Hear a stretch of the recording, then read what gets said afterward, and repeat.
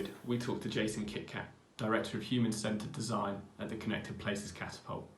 We talked to him about a wide range of topics, including whether people will actually change their habit as a result of Covid-19, about the role that urban centres play in harnessing the collective ability of people, how people will change their transport choices, and what technology adoptions will change the world of work in the future.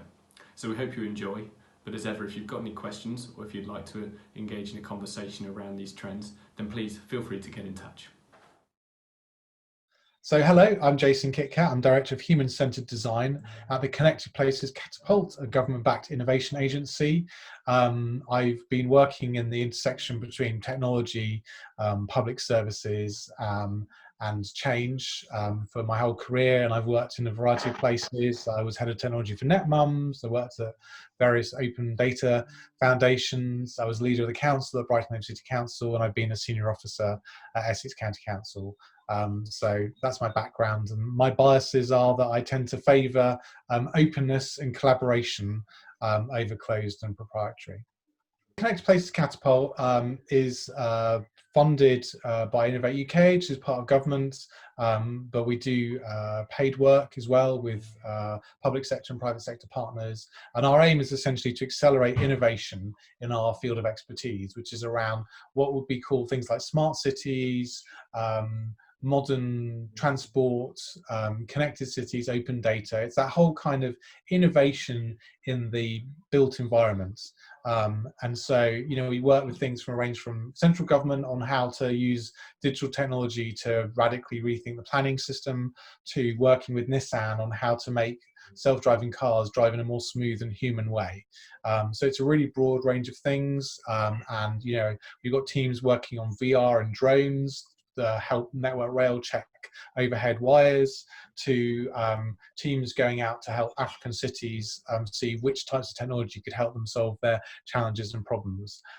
But at the core of it all is how can we accelerate innovation, particularly British innovation from British companies and research institutions.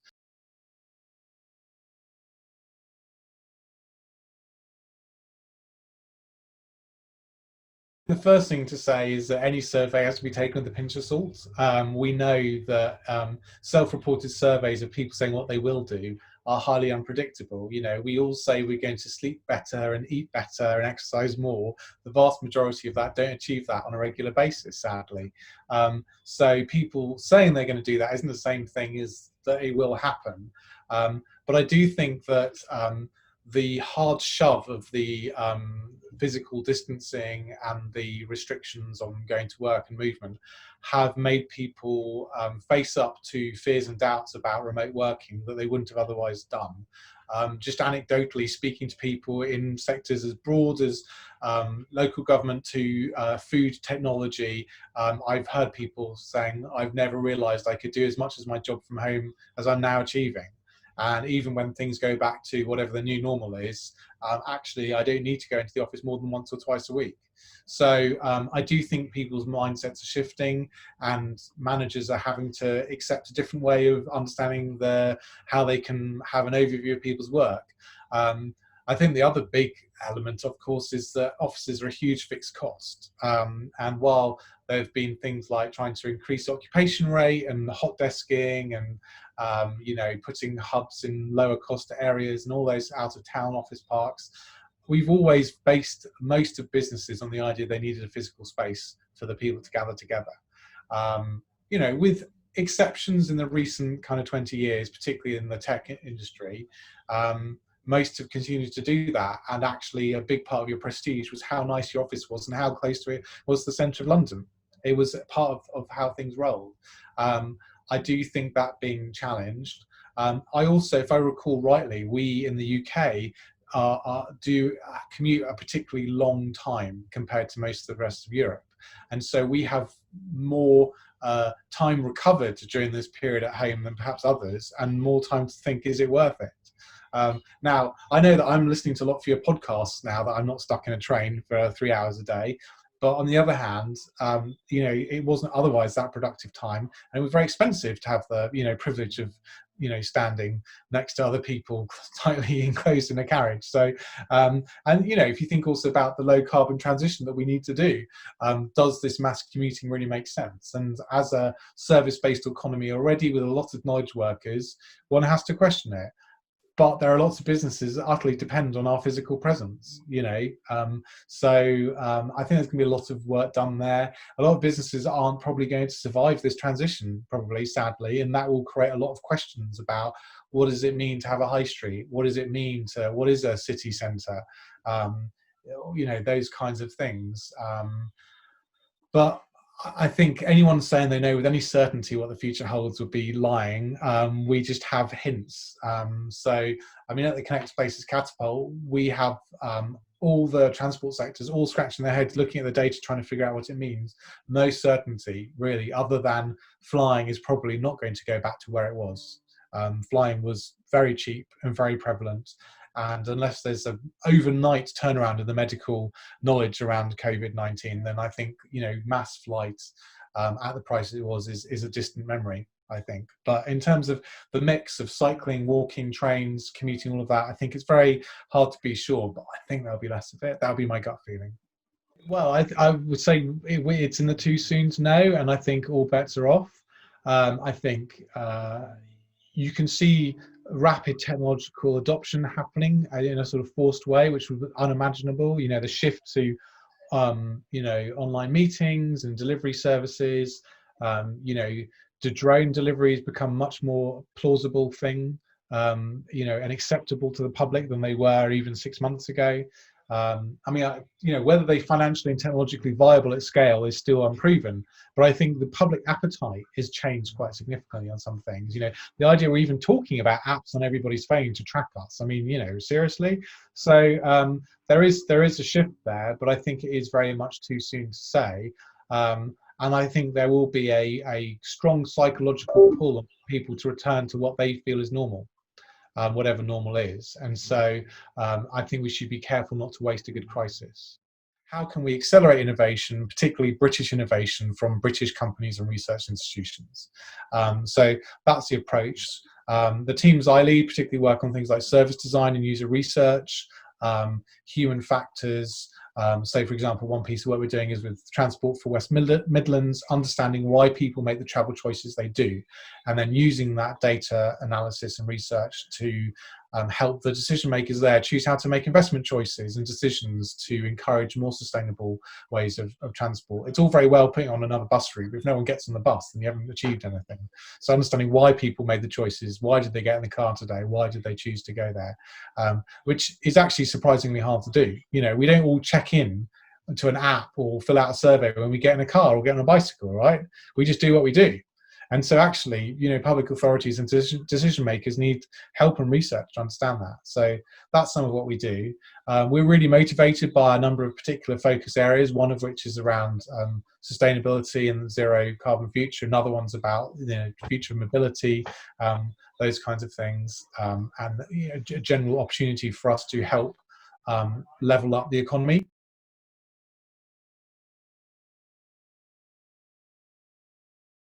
As I understand it, HS2 also creates additional capacity for freight, and I think we do need to shift freight back onto rail from road. So I think it's positive no matter what. We're not going to stop moving broccoli and mushrooms up and down the country depending where it's come from. So I think there's use in building capacity for that.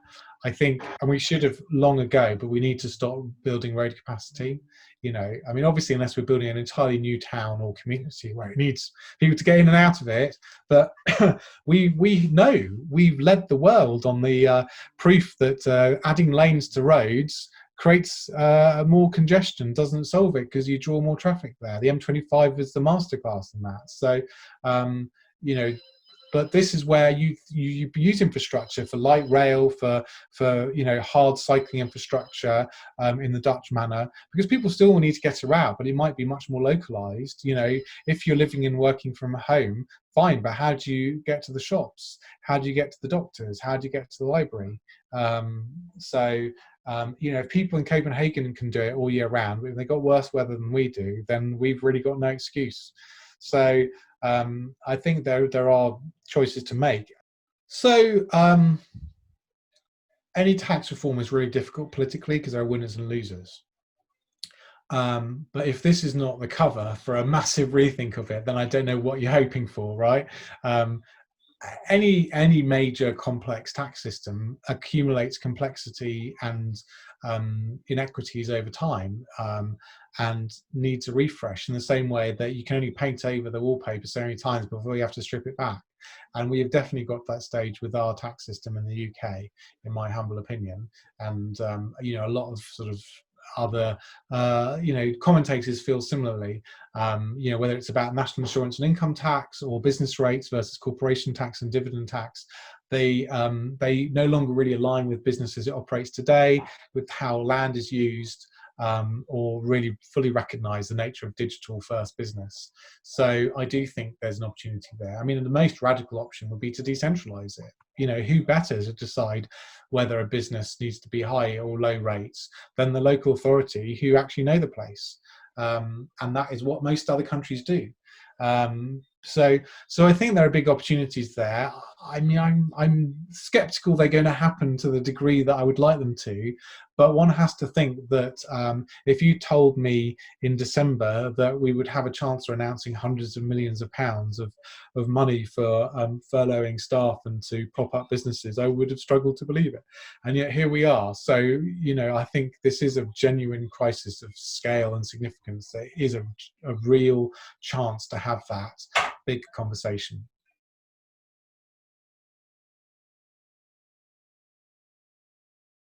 Our learning from Brighton was that the proximity of people, and particularly that interchange between universities, small businesses and larger businesses — American Express had their European headquarters there, for example — creates a lot of creativity and change. So people might start their career at university studying something, go into a big corporate job in a insurance company or Amex, something like that, which gives them that training and that grounding before setting out into starting their own business or being in a smaller business.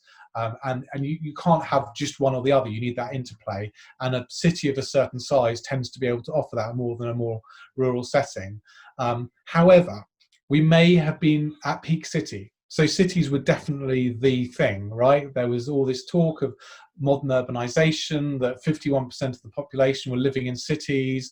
They made sense because of that density, addressing challenges around carbon footprint and so on. But if we have to physically distance for a long time to come, then do we invest more in densifying our cities?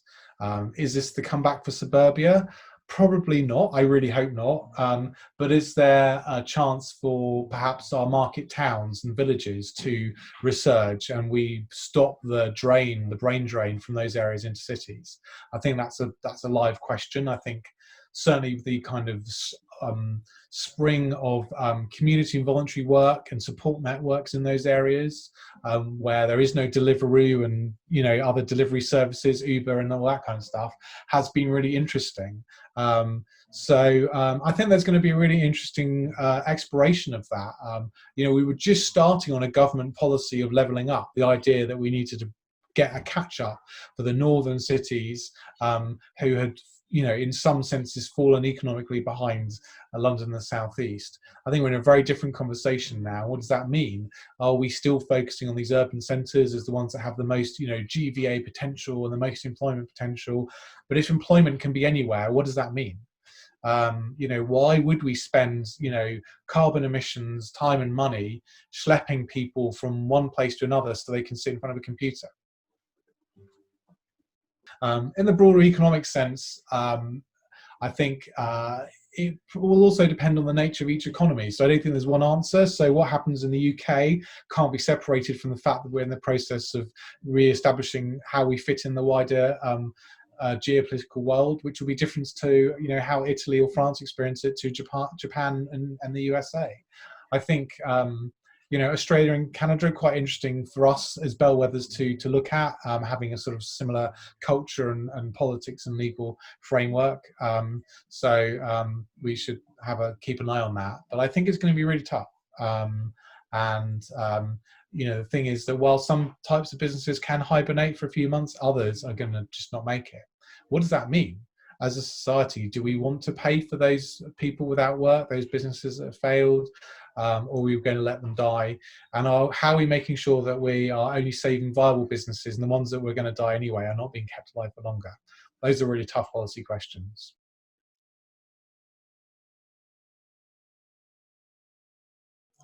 Well, I think you have to hope that such a big and large shift will change some citizens' behaviour in a long-lasting way if they were satisfied with their experience. I think it will vary depending on the maturity of the experience that the council was able to provide, depending where they were on their journey. So I think that'll be a big part of it. I think the other thing is that there will be a higher adoption of digital devices because people will have felt they need to get these devices to participate in a lockdown society. And we've seen campaigns of getting devices out to private communities and so on. So there will be a wider availability of the tools, which is great. In my personal view is that the way to create the lasting change and lasting use of those is by a change in the mindset within how councils are led, and the councils that are thinking digital first, and are thinking of things in a not a once and done but in a product way, in the way that iPhones keep improving, and Twitter keeps changing and modifying and relating to user feedback. That's how councils need to think about what they're offering. Then the ones that think more in that sort of product management service way, the more likely they are to have a lasting stickiness, I would say.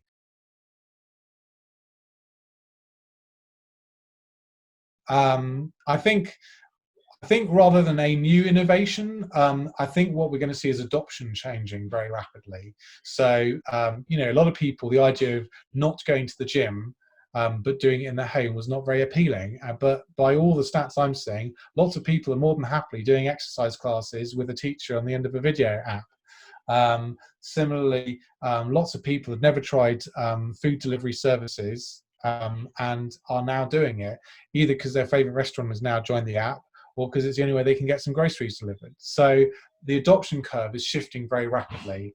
I think that's quite interesting.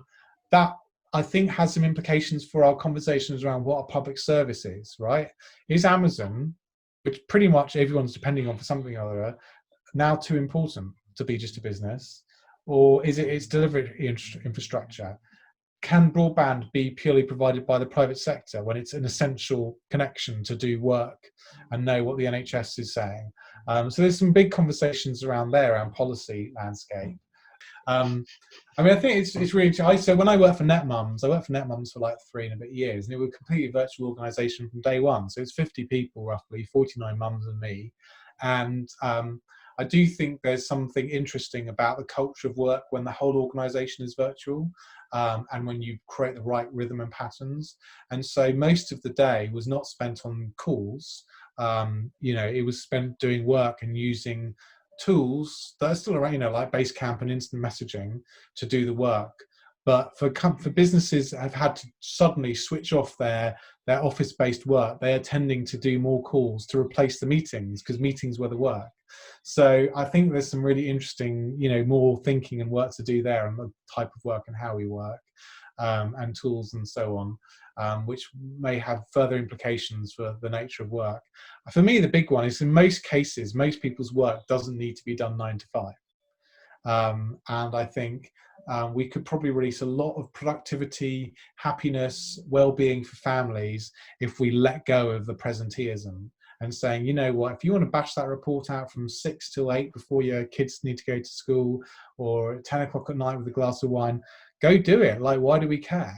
And that, I think, is quite significant. And will that change the nature of access of the workforce? Because a lot of people who feel they can't do that job, the idea of managing their family and commuting into central London to sit at their office is just not workable for them, but actually they could be contributing. So in one sense, while the economy is going to be hit, we could be opening up a whole new swathe of talent who previously felt excluded and were either underemployed, doing work that was beneath their qualifications and experience, or just choosing not to be in the employment market because of those challenges. And I think that's a really interesting question. I mean, NetMums is full of people like that,